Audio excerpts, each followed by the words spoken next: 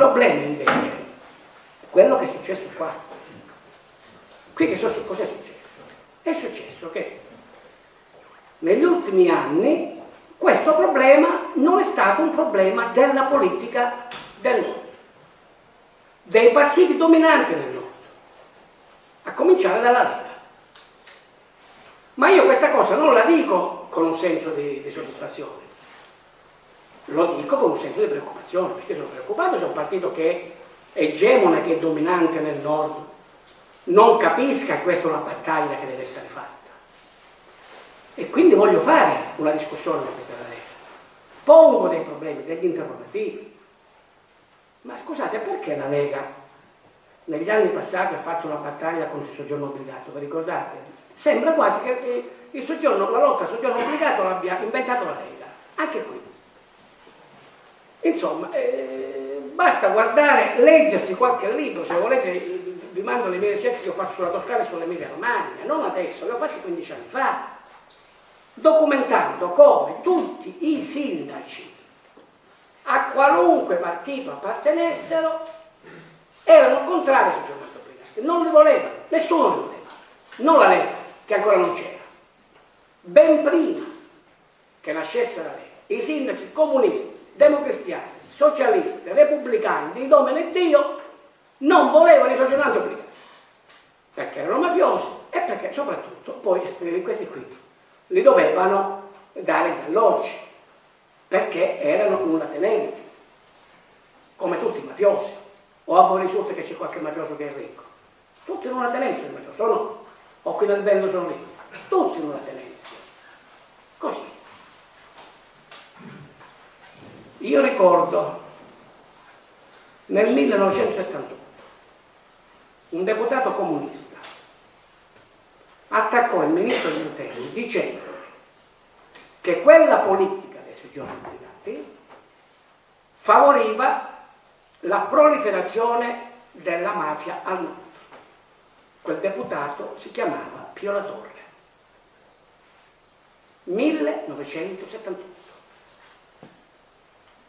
E nel 1972 il presidente della giunta regionale della Toscana scriveva al ministro degli interni che gli aveva mandato un tale Cucinella, che nessuno sa chi sia, ma lui lo sapeva, ed era uno della banda di Giuliani. Vi ricordate quello che fu responsabile della strage di Portella della Ginestra? Aveva mandato all'isola del Giglio. E il presidente della giunta regionale toscana, 1972, 20 anni prima che arrivasse la Lega, disse al ministro: guarda che tu non mi puoi mandare all'isola del Giglio uno come questo, eccetera, eccetera, eccetera. Posso parlare del sindaco di Bolzano, posso parlare di tanti altri sindaci, amministratori, ripeto, di tutti quanti i partiti. Quindi non ci si può intestare in questo modo la lotta ai soggiorni obbligati. Anche perché poi quella lotta non è stata proseguita contemporaneamente. Perché? Perché nel frattempo la Lega ha cambiato idea. Qual è la priorità della Lega da sempre? La priorità della Lega è la lotta ai clandestini. Anche se sono migranti, per loro sempre clandestini sono. E come sapete bene sono due concetti completamente diversi. Io sono calabrese, lo stesso. Noi siamo due popoli che abbiamo nella nostra storia, nel nostro DNA, l'emigrazione. L'emigrazione.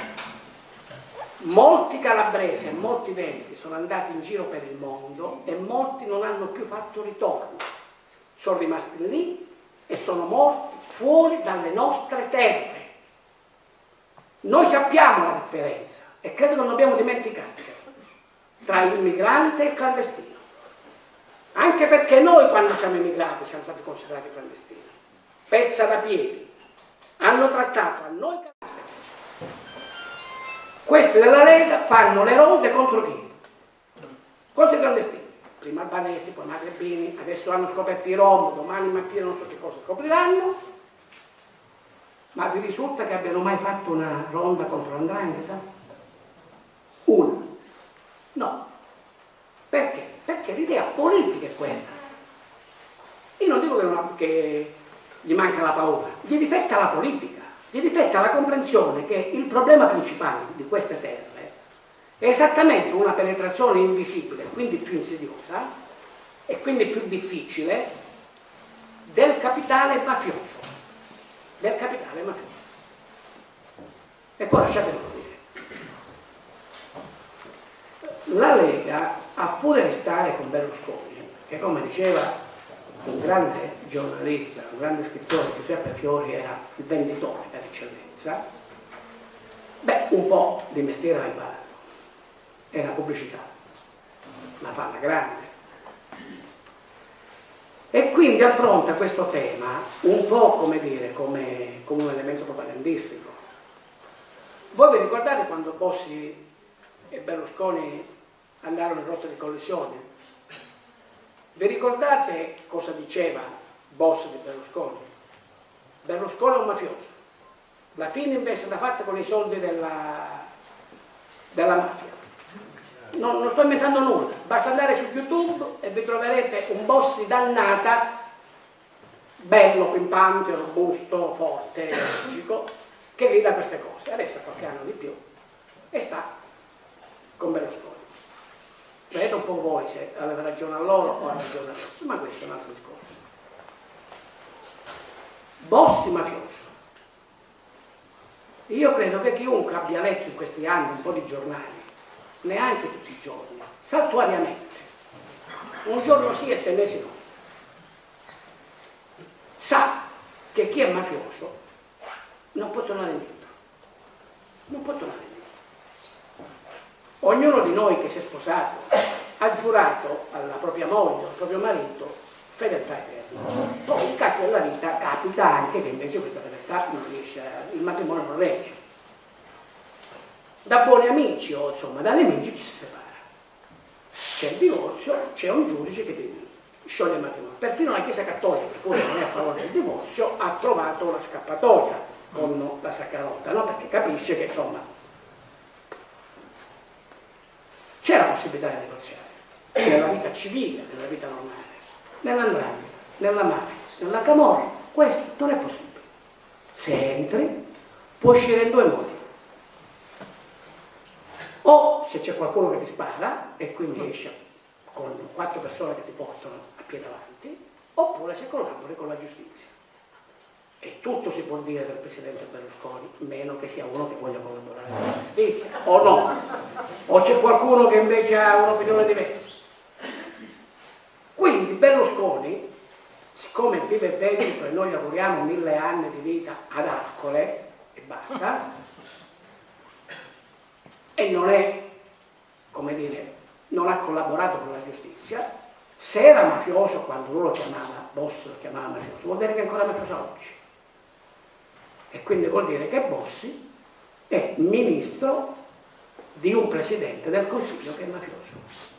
Se invece quell'accusa non era vera, e quindi lui lo faceva solo per stigmatizzare l'avversario politico del momento, quindi per infamare l'avversario politico del momento, ha sbagliato Bossi.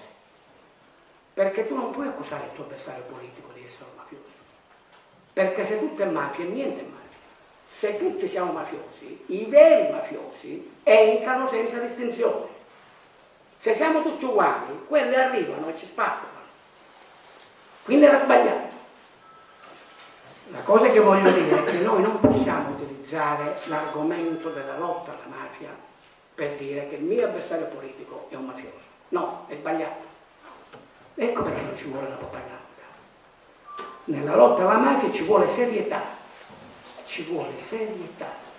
Perché la mafia purtroppo è una cosa seria. E dire come oggi che questo è il governo che ha fatto di più contro la mafia, che questo è il governo che ha catturato i latitanti. Ma i latitanti chi li cattura? Il governo. Ma stiamo scherzando? Ma stiamo scherzando? Il ministro dell'interno che cattura i latitanti, che ordina gli arresti, per fortuna nostra. No, perché non so quanti avversari politici avrebbe arrestato se avesse la potestà di arrestare. Questi latitanti sono stati arrestati su ordine di cattura dei magistrati ed eseguiti materialmente da poliziotti, da carabinieri o da guardie di finanza. Chiaro il concetto? Perché se non abbiamo chiaro questo fatto, noi non comprendiamo di quello di cui stiamo parlando. Noi non comprendiamo di quello di cui stiamo parlando. Quindi non è vero che c'è. Il problema qual è? Se noi guardiamo solo al lato militare, ecco perché c'è la mistica della cattura. Scusate, vi posso fare una domanda io, prima che voi la facciate voi? Ma qualcuno di voi ha pensato a quanti sono i mafiosi arrestati, processati e condannati in Italia da 150 anni a questa parte? Sono una enormità, un numero che non si dice calcolare, perché è difficilissimo, perché la della ricerca è. Bene, come mai dopo 150 anni il numero sterminato di arresti, noi qui ancora stasera, nel Veneto, neanche in Calabria, nel Veneto, stiamo parlando di questo problema? Perché non basta la repressione, è elementare, no? Un fenomeno come questo non è un fenomeno che tu affronti solo con la repressione, lo affronti se tu fai tre cose fondamentali, tra le tante, poi se volete discutiamo. Primo, togliere i soldi ai mafiosi fino all'ultimo centesimo di euro, fino all'ultimo centesimo. Secondo, rompere con il mondo della politica. La politica deve essere libera e sgombra dai voti mafiosi. Un uomo politico non può difendere per la propria elezione dal voto che gli dà e gli procura il mafioso, perché è un voto non solo inquinato, ma lui è sotto ricatto permanente. Terzo, c'è un problema di cultura. Io so bene, per fortuna io non sono molto, quindi sto tutto sommato tranquillo, avendo scritto un libro e avendo il Presidente del Consiglio che dice che stozzerebbe quelli che scrivono libri sulla mafia. Però il mio è sull'andrangheta, quindi secondo me manco cose diverse.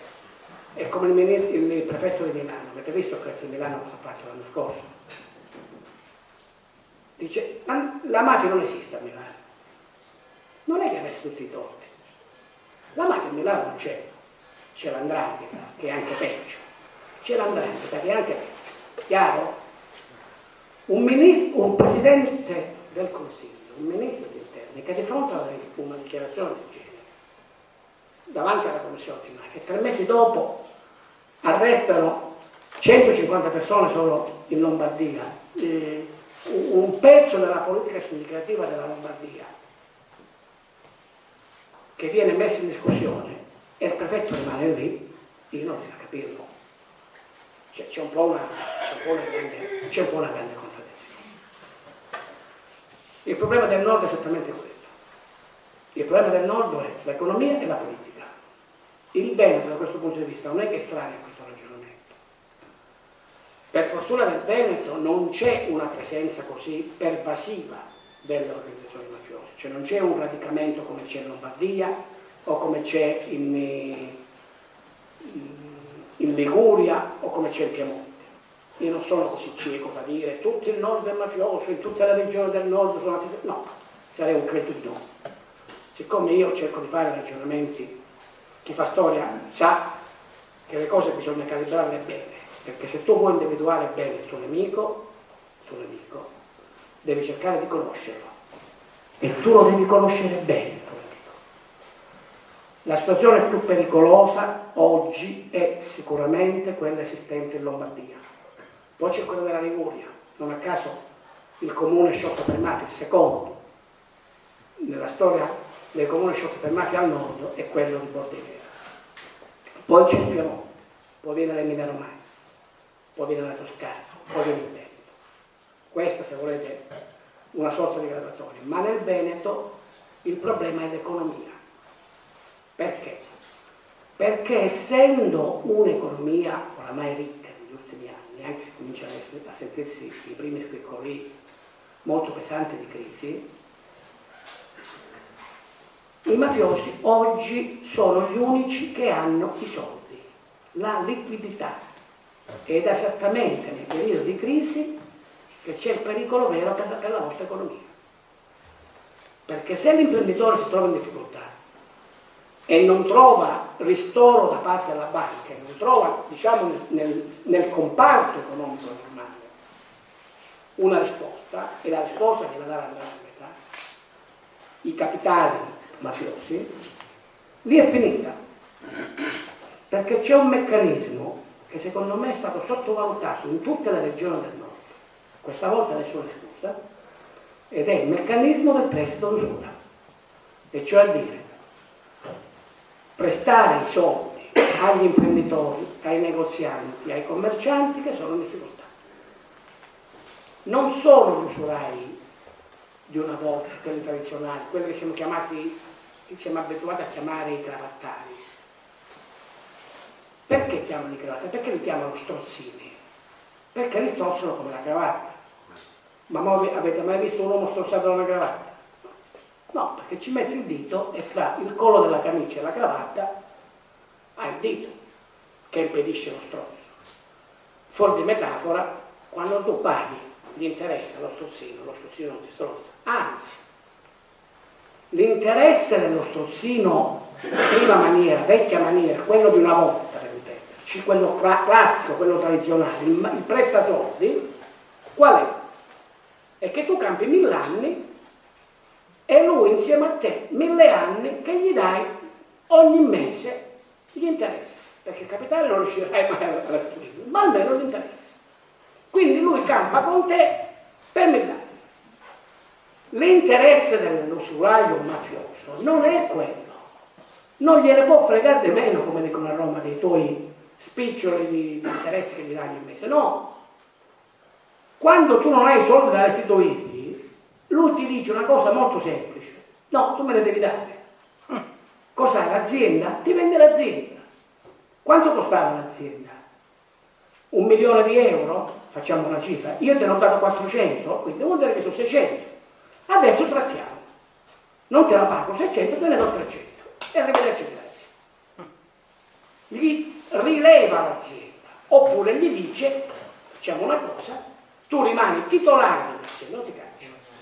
Rimani titolare dell'azienda, per cui agli occhi vostri, che lo conoscete, rimane il titolare dell'azienda, ma la proprietà reale è dell'imprenditista. Guardate, queste cose stanno succedendo in tutte le regioni del nord. Adesso si comincia ad avvertire questo problema. Poi avete visto che anche il governatore della Banca d'Italia, Matteo Draghi, è andato a Milano a parlare di queste questioni, a parlare dell'usura, a parlare del riciclaggio come l'elemento pericoloso, che non c'è solo a Milano e Lombardia, ma che c'è in tutto il Veneto. Io credo che in qualche misura un po' di allarme è scattato. Ripeto, i segnali che ho io sono, ma non sono segnali legati a noi, perché poi parlo con tanta gente che in questi anni si è prodigata a fare battaglie antimafia, vedo che c'è una risposta positiva. Il punto da comprendere è uno solo. Il punto da comprendere è che il problema della mafia non è più solo e soltanto un problema del Mezzogiorno d'Italia. È diventato un problema nazionale, è diventato anche un problema del nord. E prima lo combattiamo insieme, meglio sarà per tutti, per noi meridionali e per voi che meridionali non siete.